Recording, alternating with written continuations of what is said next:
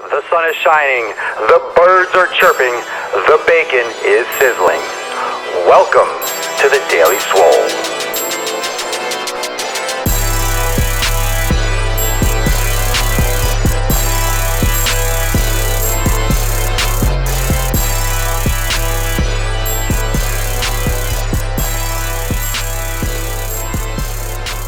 Welcome, everyone, to episode 77 of The Daily Mother Swole. Today, discussing carb strength.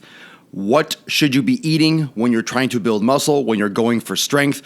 What should you be doing with your nutrition? What should you be putting inside your face hole?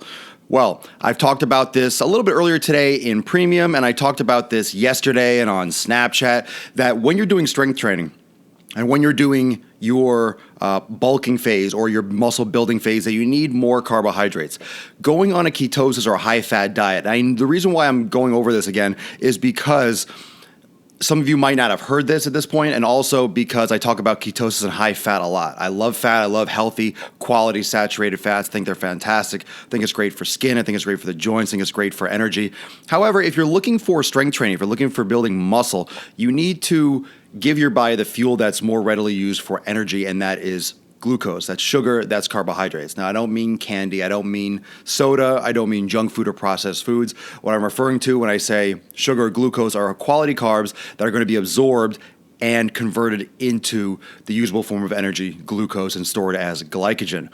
Now, certain foods that I prefer, white rice, sweet potatoes, let's say oats, quality oatmeal, gluten-free oatmeal, whatever you prefer.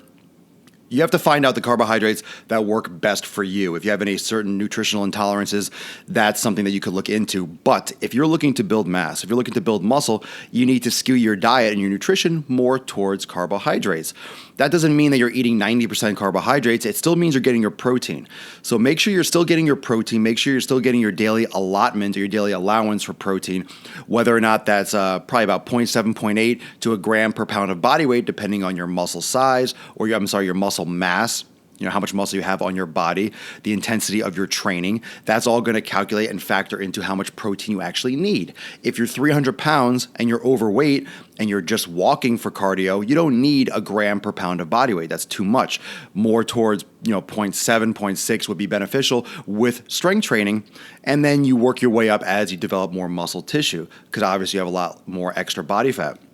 So when you're looking at the split for strength training for someone who is working out in the gym, for someone who does want to build muscle, that's when you need to skew a little bit more towards carbohydrates, where they're doing 40 to 60% carbohydrates, again, depending on the intensity of the activity and the amount of calories and what you're burning overall. And that's something you have to monitor, because I could tell you, 8 ways from Sunday, this is what you should eat, and you're going to have to adjust the macros. You're going to have to figure out how many calories your body's actually burning, because all those monitors, all those Fitbits, those little things that tell you on the cardio, on the treadmill, oh, you burn this many calories. That's just a general idea. That doesn't necessarily mean what you're burning.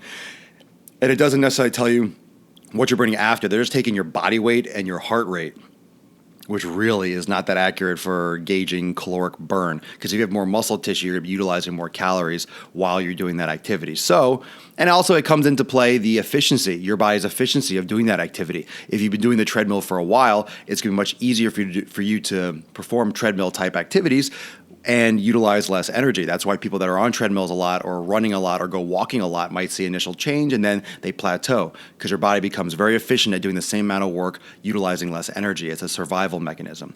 So when you're doing your strength training, make sure that you're eating carbohydrates. Make sure that at least on those days, or if you train early in the morning, that the day before you're consuming carbohydrates in order to prepare your body and give your body saturation in the muscle tissue for that day. On days off, you can back off the calories a little bit, and you can also drop the carbs and increase the fat uptake. This does not mean that you're just eating less carbs or you're eating high protein. You definitely need your calories. We need quality calories from fats. So play around. Make sure you're getting your protein. Bottom line, make sure you're getting your protein that's substantial for repairing muscle tissue, and make sure that you're playing around with the carbs and the fat, adjusting based on your training schedule. So higher intensity training is going to require more carbohydrates.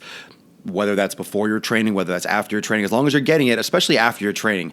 If I don't eat a lot of carbs before my workout, I make sure I'm getting them immediately after. So make sure that during that day, you're getting your carbohydrates, you're resaturating, and then once you get a little more specific, then you can start looking a little bit more at nutrient timing and how your body reacts with actual what you're eating at what specific time.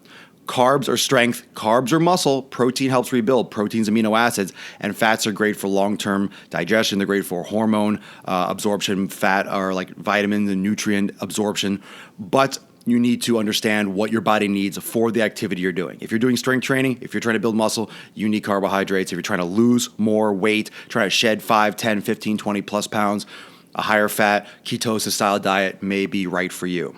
I'll say for a couple minutes after on Busker and Periscope. Thank you so much for joining me for episode 77 of the Daily Mother Swole. It's Flex Friday, so I got to flex them. Flex them if you got them. If you're watching me live, make sure you throw those guns up and squeeze.